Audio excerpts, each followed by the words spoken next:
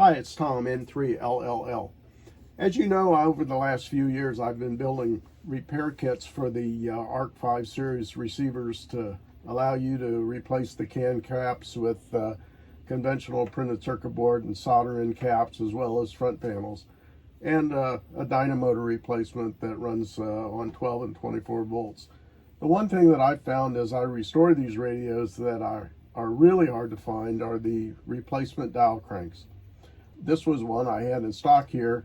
If you notice, there's a lot of play in this. I guess because it's 80 years old, I would be a little unstable if I was 80 years old as well. It works, not very well.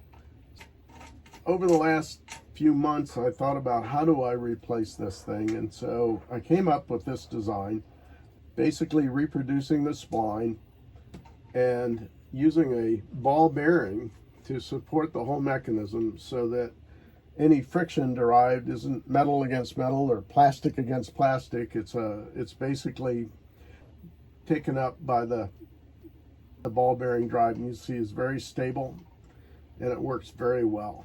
I am really pleased to offer these to other people.